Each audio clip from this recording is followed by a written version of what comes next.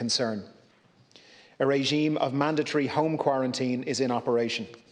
Arriving passengers, regardless of nationality, are required to present a COVID-19 passenger locator form and evidence of a negative pre-departure PCR test taken no more than 72 hours before travel. We have suspended visa-free travel from South America and from South Africa. We have stepped up enforcement measures in relation to regulations which prohibit non-essential travel abroad and people travelling abroad. Currently, arrivals from countries that are designated as Category 2 states must complete the full 14-day period of home quarantine. This category now includes 33 countries, with 13 having been added towards the end of last week.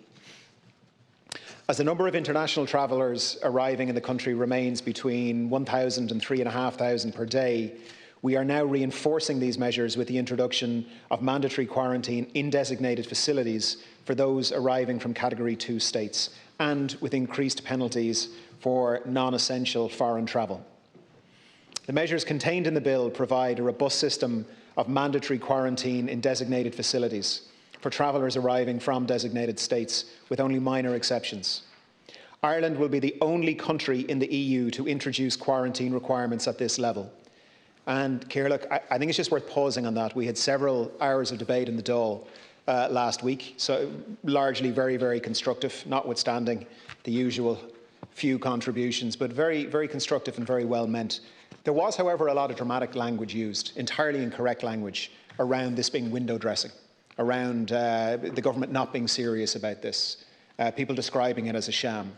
And I want to just restate this in the House. Ireland will be the only country in the European Union bringing in a system of mandatory quarantining like this. It is very serious, and it is a very serious step that we're taking. The government recognises that this places a significant demand on travellers, even as some would prefer harsher measures.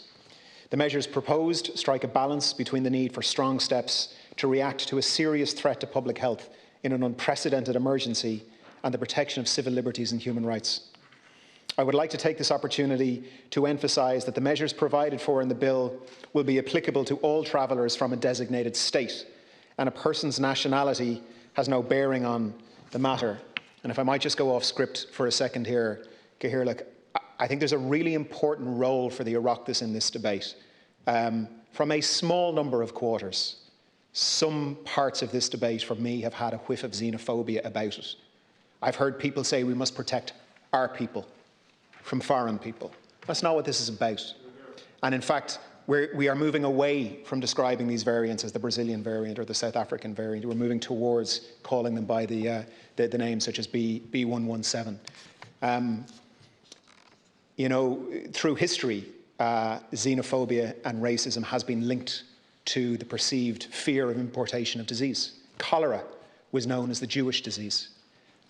Literature in the UK from the 18th and 19th centuries, when they talk about the Irish and demonise the Irish, often refer to the Irish bringing disease into the UK. And I think we in the Oireachtas have a very, very important role to play.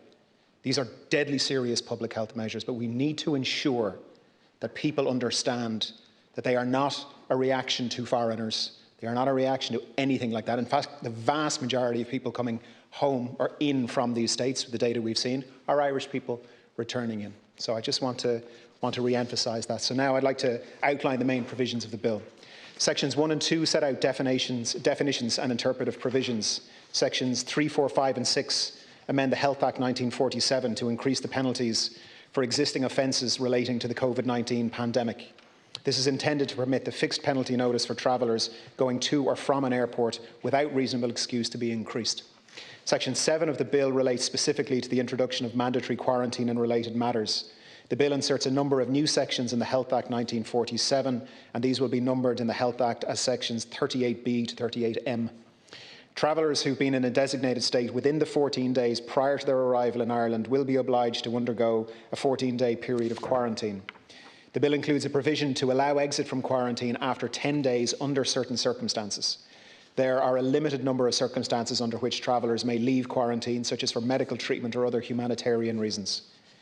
The bill also provides provisions requiring travellers who arrive in Ireland from any country without a negative PCR test to be quarantined until a negative test is returned, or for a full 10-day period if deemed necessary on public health grounds. Travellers who test positive for COVID-19 during quarantine will be required to remain in quarantine until they have satisfied the criteria for release. Travellers will be required to pre-book their accommodation in designated facilities. Appropriate provision is made for the protection of unaccompanied minors or those seeking international protection. The bill includes provision for travellers to appeal a decision that they are subject to mandatory quarantine, while Section 38B(25) includes categories of travellers who were exempt from the requirement to quarantine, such as drivers of HGVs, maritime or air crew, or elected officials travelling for official reasons. It will be possible to designate other exemptions by regulation. Section 38C sets out the power to return travellers to quarantine if they have left inappropriately. Section 38D sets out offences associated with the bill and establishes the relevant penalties. 38E sets out the power and the process for the Minister to designate the states relevant to mandatory quarantine. Section 38F makes a provision for the designation of facilities and to require passengers to pay for quarantine. 38G sets out the regulation-making powers of the Minister and sets guiding principles for use in that process. Sections 38H and 38I provide the authority for the Minister to make arrangements for transport and accommodation and related matters for quarantine purposes.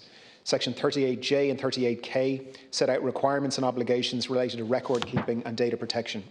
Section 38L allows the Minister to make arrangements with other ministers to carry out some of the functions associated with the requirement of quarantine as they relate to the designation of facilities for quarantine, making service contracts and data protection. Section 38M establishes a requirement of travel organisers, such as airlines, to inform a traveller of their obligations to pre-book their quarantine, check that those bookings have been made, and potentially refuse to allow travel where a booking has not been made. Section 8 of the bill makes minor consequential amendments to Section 42 of the 1947 Act. Section 9 sets out the short title and operation of the bill and establishes that the quarantine-related provisions of the bill will fall 3 months from its passing unless resolutions extending them are passed in both houses of the Oireachtas. That, I think, is a very important sunset clause with a very short time period given the sweeping natures of these powers. I'd like to thank senators in advance for their contribution to this debate, and I look forward to hearing what the House has to say. Thank you.